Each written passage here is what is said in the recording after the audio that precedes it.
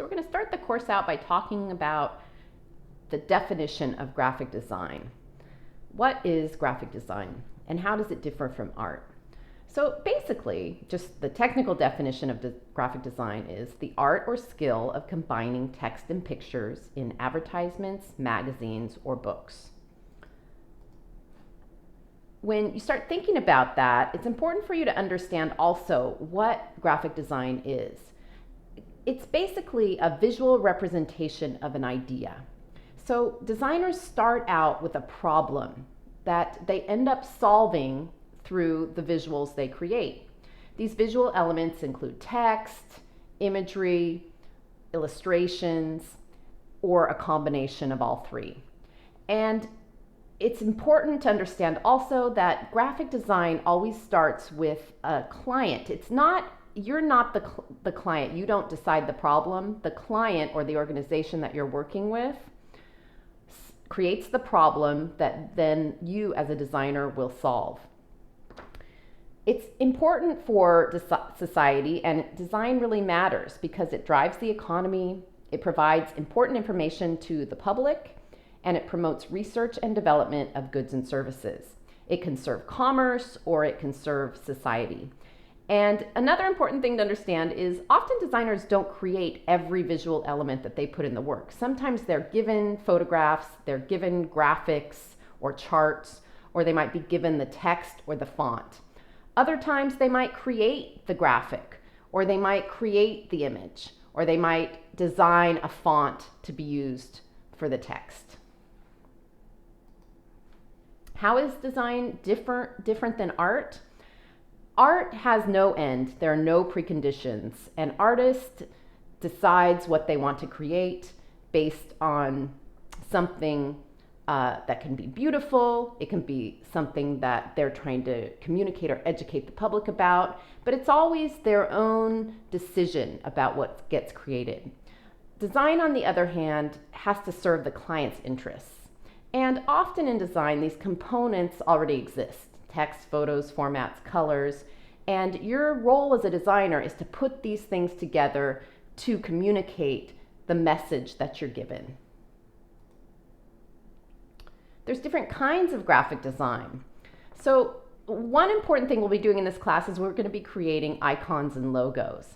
And so this is really important in graphic design. It's called symbol design, visual identity, branding. And we'll talk more about this, but it's really about the consistent visual appearance. So when you create a logo, you try to capture the spirit of a brand or a group. And branding is this entire process of creating the brand name, brand identity.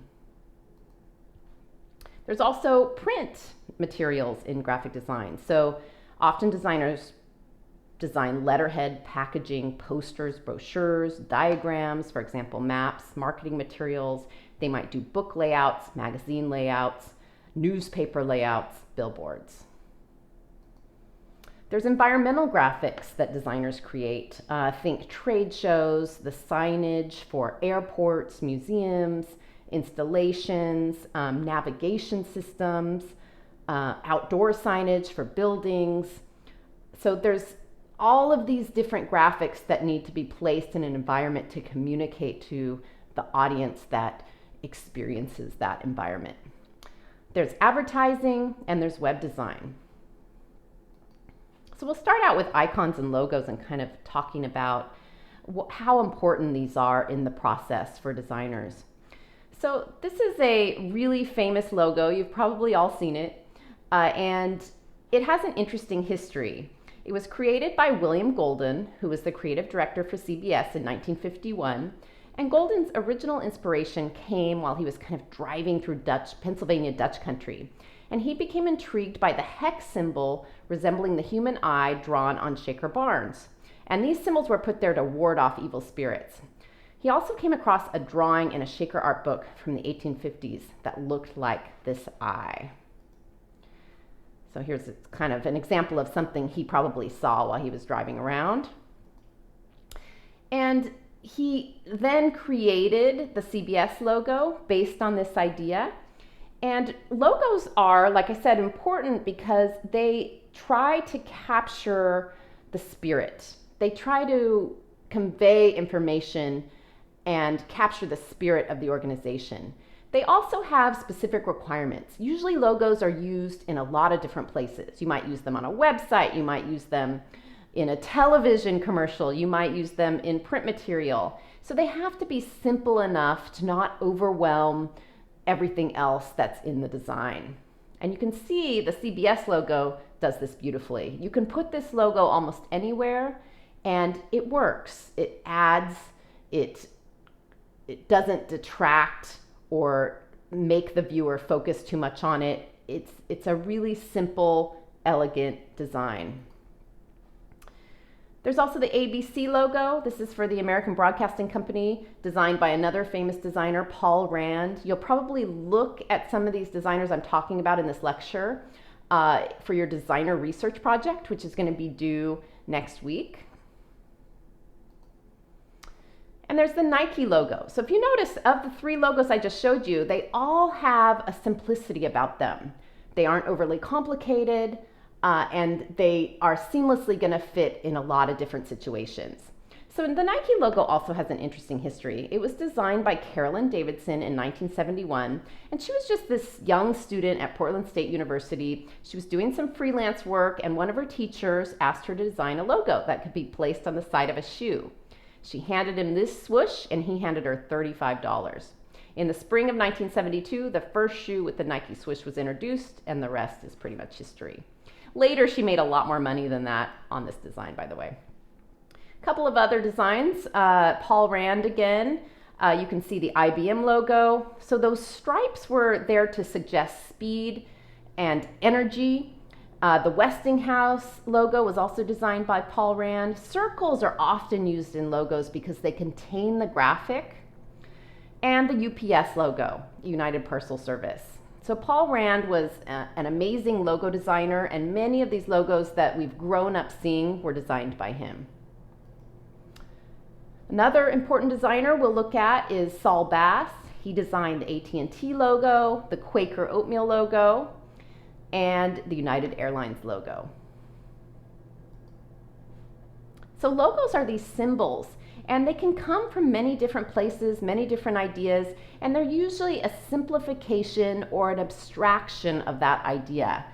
And that's important because, as I said before, a logo needs to be simple, it needs to be versatile, it needs to be memorable. So there's 3 qualities you really have to focus on. And then the 4th quality of a logo that you really have to consider is it really needs to be appropriate. It needs to convey that message or that idea that the company or client is trying to communicate. They're always used in this system. So this system of visual continuity is really important, a consistent visual appearance for a company. And it starts with the logo. And this process of a look for all pieces, beginning with the logo and colors, then application to print, web, packaging, signage, and the environment, is called branding. So here's an example of Saks Fifth Avenue. And you can see that you mix things up when you brand. It doesn't always have to look exactly the same, but you want this visual consistency that carries from the product to perhaps the store, the internal design of the store, and to the logo itself. Levi's, you can also see this kind of visual consistency of their product. They have this label on the jeans, they have their signage, they have their advertising. They're using the color red in this particular campaign. But it's versatile too. You could potentially use other colors and you can mix the graphics up. So as a designer doing identity design, you're going to begin with the logo and you're going to apply that logo to the things that you then design and create, like the business card, the envelopes, the letterhead. And we'll definitely do this process in the class. Sometimes there's creative solutions. Stamps, for example, were popular for a while, where you design a symbol, then have a stamp, and then you stamp it onto the product. Kind of creates a visual look. There's just an example of a system. And it all looks so beautiful together. It makes sense. It creates this experience for the audience. This is called a full bleed here, when you take the graphic and you kind of bring it all the way to the edge of the page. Here's the Nike logo again, and we're going to look at the Nike logo in environmental design. So environmental design is a specific area of design where you're trying to solve a problem about the information or identity communication in a constructed or natural environment. So this almost always has to do with architectural interiors. It can also be about exhibits in museums, but the Nike does a beautiful job with this environmental design. So they take their products and they include them in the design, and the whole interior of the space makes sense. Here's the sign outside. Graphic designers, when they do something like this sign, for example, they'll do it in Adobe Illustrator, and then they would send it out to a commercial printer, and then the commercial printer is the one that makes it giant and makes it work as a sign.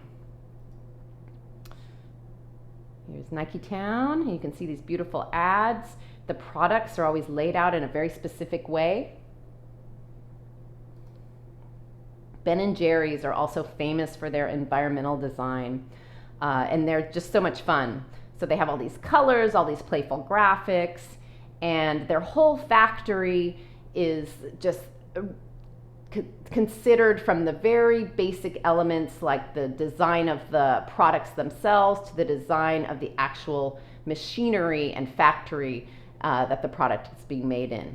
So Ben and Jerry were these two American hippies, basically, who met in the 1970s and set up their own ice cream shop in Vermont after they had taken a $5 correspondence course in ice cream making. And you can see how big their empire has spread today. So here's the signage for their store, and this would be just a decal you put on, but you can kind of see how it is very simple in a sense that they want to put this Ben & Jerry's logo on many different things, so they keep it simple. Here's their actual factory. I love how they label these containers so you know what's inside of them. It's really fun. Here's a little, just a big kind of sign outside their store. You can put your own face in it, and you can see how fun their graphics are and how they really kind of mix it up with their design process. Inside the store, there's so many different things going on. So the walls would probably be painted by maybe a muralist. There's the menus, the brochures, the product containers. There's these little sculptures. There's these things hanging from the ceiling so you can see their products, like the umbrella, for example. Their hats, they have mugs. They basically sell a lot of different products in this store. Here's their ticket for their factory tour. And the walls are just beautifully done. They use different colors, but it all makes sense. So there's so much going on, but there's also a visual harmony that's occurring in this system. And it's important in environmental design that you're thinking about this identity, you're thinking about this consistent visual appearance, like you did when you were just creating the basic icons and logos for the system. Here's some of their t-shirts. Here's their factory tour brochure. And you can see their menu. Menus are actually really challenging to design because you have to make them look good. There's often a lot of text. You can't be too confusing in your layout. So it's a challenging process to create a menu as a designer. Here's the graveyard. This is all the flavors that didn't make it. It's kind of fun. So packaging is another kind of specific area of design, and it's important as a graphic designer to consider a package as a three-dimensional object. So here's just some beautiful examples of packaging. And this is a great example of no graphic, no image, but very sophisticated and simple. Sometimes designers do this because they're on a tight budget and they want to just use grayscale. Sometimes they do it because it is very sophisticated and it gives the product a real elegant feel and look. So here's kind of having fun. This package uses different colors, so you can see the visual consistency, but they kind of mixed it up with the color using a varied palette. and the text is different for each of these little boxes. CD covers and cases are challenging to design because you have to think about the outside, the text, the interior, but the whole thing is a package that has to be viewed from different sides, but also as one entity. So here's just a beautiful example of visual integration and connectivity. Here's some chocolate packaging. So you can see this is nice how they're using transparency here, and then they have this little label they put on top. Audrey Brand Identity was an internet appliance company, and they were trying to kind of capture a young, hip, urban audience, and they were kind of referencing the 1950s, the coolness of the 1950s. And so you can see here with this product, it's a really different audience. Boneyard Pencils was aimed at high school students, and so it's a little bit more edgy, a little bit more rugged, edgy. And so going back to that idea that you have to think about your audience, you always have a specific idea in your mind of who you want the design to affect and capture. And that's not to say that I, as a teacher at DVC, wouldn't buy Boneyard Pencils if I saw this packaging, but I'm not that audience. I'm not a young teenager in high school. And so it's not targeted at me. Doesn't necessarily mean I won't buy it. It just means that the designer is trying to target a specific group. If you don't do that, the process is really challenging. And a lot of times new designers tell me, or new students who are becoming new designers tell me, it's for everybody. This design is trying to intrigue everybody. And that's actually impossible. If you don't focus, then your design won't be successful. If you don't target, your design won't be successful.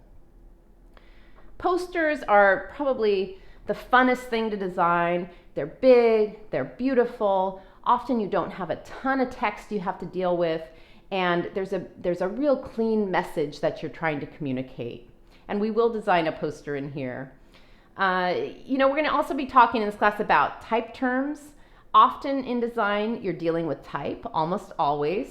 And so you should have a little bit of history. So we'll learn about leading and kerning, and we'll kind of look at the old style metal type terms a little bit in here. So here's kind of the old typographic plates that were used, where you would put these letters together, and you would have these little metal plates that you would put between the letters to separate them and make them a little bit larger. And that's where these old typographic terms kind of generate from. Here you can see all these letters. So each box holds a different letter, and there's all these different fonts that you can design with. Now with the invention of computers, there's just so many different options for fonts that it's amazing. And designers are often kind of looking at a font, modifying a font, changing a font, creating a new font to work with whatever idea they're trying to communicate. We'll also learn a little bit about history in here. We'll look at different movements like the Art Nouveau movement.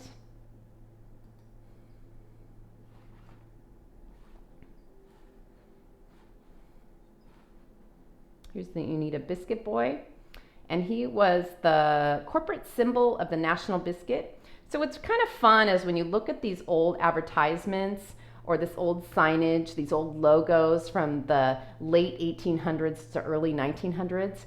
It's amazing how far design has come, and you'll see how illustrative these designs were. So graphic design actually has really kind of transformed the way that we visually communicate in the world.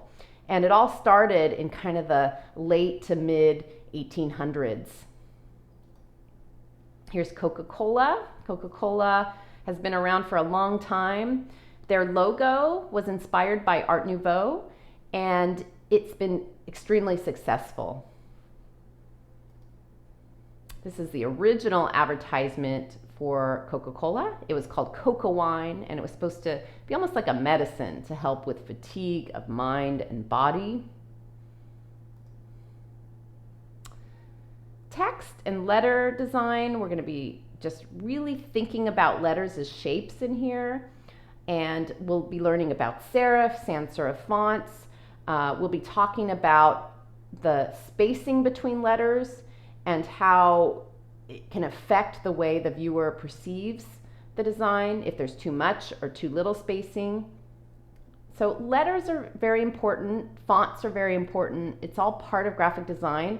It doesn't seem very interesting. Like if you think of the word typography, often people who aren't designers yet aren't intrigued by that, and they just think of typography as something very mundane. But typography is actually so inspirational when you get down to how these letters are created and the purpose that they were created for. Okay, just here's like kind of the visual consistency of Coca-Cola. They were pretty innovative in the late 1800s in terms of graphic design, and really, I think their ability to really make this product have visual consistency made them the empire they are today. So they would create these products, these calendars, their bottles were beautiful. They put this, the logo on their trucks. They created these advertisements. So this visual consistency was pretty innovative at that time. So they were doing branding kind of at the beginning of the onset of branding before it really became a concept. Another beautiful example of a poster done in the Art Nouveau style. We'll also be looking at different movements like Italian Futurism, for example. We'll be comparing and contrasting these movements, and we'll be kind of talking about what was happening in society at the time of the movement and what inspired the movements. There's another example of Italian Futurism, and you can kind of compare and contrast that to the first movement we looked at, which was Art Nouveau. And here's a poster done in the Italian Futurism style.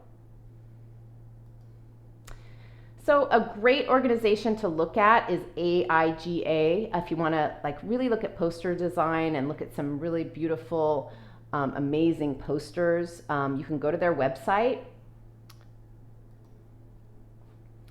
Here's an interesting design because the audience is unclear. So is this a good design or a bad design? It depends on what the design is for. So it would be a bad design in terms of capturing the attention and interest of a broad audience. It might be okay if the audience is all very familiar with the content and they're really specifically looking for something in the content and understand the layout. So design is kind of relative to who and what you're designing for. This is a great poster. There's nothing quite as rewarding. So what the designer is trying to do is capture that idea of adult literacy and how hard it is if you can't read. I love this poster because of the layering. This is just an old movie poster, but I love the layering of the text and the image. This would have been done in Photoshop. Sometimes you want to use contrast. This is a beautiful example of that, where they're using the positive and the negative inverse of an image, and then they're using this kind of decorative, elegant, beautiful font and kind of putting it next to this kind of powerful sans serif font. And it says knowledge without action and then destroys down here. So the contrast makes us look and makes us kind of interested. So there's also magazine and book layout. And that's kind of its own specialty area within graphic design. There's brochure and ads. This is an amazing example of an advertisement or a brochure for this architectural mesh company. It's very sophisticated. It kind of reminds me of the Audrey appliance design, where they did these beautiful photographs of mesh and then they laid it out inside of the brochure with their text, and they would kind of ghost the text with these red backgrounds. This is a beautiful example of just innovative typography and using type as visual and using type to tell the story. Another example, I love the layout of this text block and how it's mimicking this figure. It's also clever how they're kind of bolding the first few words in each of the sentences to kind of give that feeling of the shadow of the figure. This is a CD design, and they're using the colors cyan, magenta, yellow, and black, which are the colors for commercial printing. This beautiful magazine layout. You can see that this graphic here is kind of mimicking the graphic on the other side, and they're using the circle as kind of a connecting visual here. This is a book design, and sometimes you can do this, just take a big, beautiful, interesting photo and just spread it out from the back to the front. So you can imagine if you fold this book cover, this would be the front on this side, which is an interesting design. The layout of the text is really working with that image. Then you have the spine here, which if you fold it over, you're not going to see the face or the arm anymore, but you still kind of get this contrast and balance. And then the back image. So it's gonna create three interesting compositions, but then all together it works visually as well.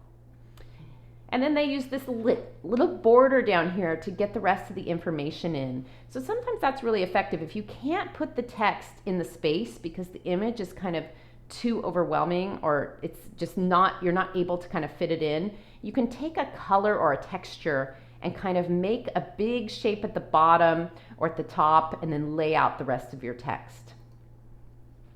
Here's kind of a creepy book design, The Little Friend, so it's meant to kind of startle and agitate, make us interested. Advertising is kind of its own area, and it is the intent of advertising is to inform, to persuade, to promote, to provoke, and to motivate on behalf of a brand or a group. And so it's an important part of graphic design because this is the part that really drives the economy. So this was an ongoing ad campaign to promote novelist Ross Campbell's new novel, Wet Moon 3, very clever with the illustration and photo combined together. You can see this was probably done in Photoshop, but it's just, kind of startling but interesting. This was a Yamaha bike helmets ad. Target did this amazing job where they created a series of ads to kind of change the way Target was seen by the consumer. And they did this Sign of the Times branding campaign, which they turned into a print ad where they took all these kind of old retro looking graphics and photographs, and they put them together to make it kind of trendy and more appealing to an audience that wouldn't otherwise have thought Target was cool. So how they did this is they wanted to become more of a trendy retailer.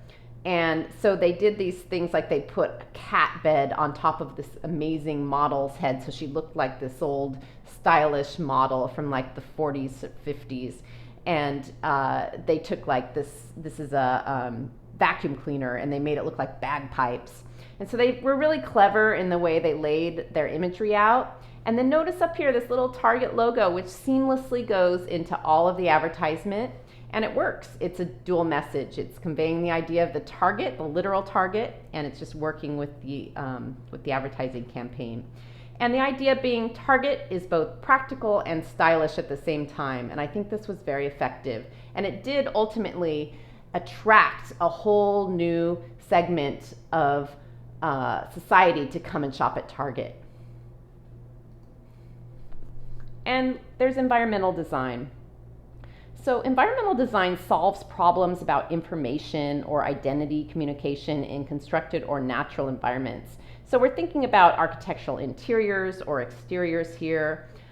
Airports, for example, need this signage that directs people and makes it very easy for people who maybe don't speak English to understand where they're going or where they need to go.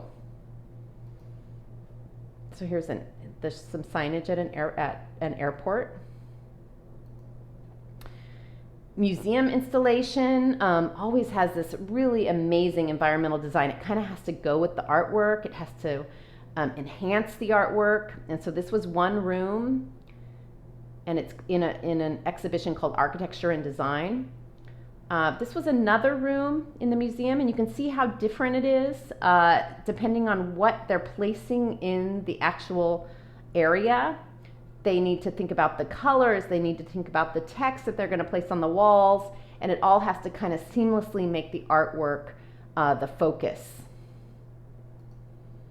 Information design, and this is creating a system to establish a consistent visual appearance. So we've kind of talked about this a little bit, but it's making large amounts of complex information clear. Think charts, graphs, signs, pictograms, symbol signs, icons, websites, or sign systems. So this is an example of the Olympic pictograms. Every time there's an Olympics, it's done in a different country, and that country designs its own original pictograms. So you can see how different it is when the pictograms were displayed in Beijing as opposed to Lake Placid or Moscow. This is an annual report, and annual reports for big companies are these amazing design projects where they have these big reports, and they're trying to attract the investor. They're trying to talk about what their company is about, their product, their organization. And so this can be a great job for a designer, because you can create some really amazing, beautiful designs in these annual reports. So here's another one. You can kind of see some of the graphs that were put in this one were just amazing. This is a talk chart, and it was designed to communicate to patients in hospitals who couldn't talk. The designers were actually students at Kean University, and this was donated to over 2,000 hospitals, and this would fall under the category of information design. A menu. I talked about this before and how challenging these are to design, because you want to make them look good, basically. You want to make them look like the restaurant and maintain this visual consistency with what the rest of the restaurant is designed like, and also the idea and the concept behind the food and the restaurant needs to be somehow integrated into the visual style of the menu. And then you have so much text you're working with that it becomes kind of a challenge. Here's another example of a menu, very different. So this was interesting. Medical textbooks need sometimes to have this information design, and this was an example in a medical textbook trying to communicate what the brain looked like as it suffered from different diseases. So you can see this row here is alcoholism, this is dementia, this is a normal brain. So it was just beautifully done, and it really kind of communicates how these diseases affect us. This is a public transportation map. It's very important for these to be done well so that people know how to get to places they want to go. This was a beautiful design for the VW bus. So it took these numbers, it sliced the bus in half, and then you can kind of see where everything is according to number here. And this was a design for orbital pollution. And it was done to kind of communicate how much debris is circling the Earth. And it was an illustration, but it really communicates that idea. So going back to the goal of information design is to make complex information simple and clear, which can be a very challenging task. So I'm going to stop the lecture today, and hopefully this gets you inspired and makes you start thinking about all these different areas, and we'll be kind of exploring a lot of these areas in the class.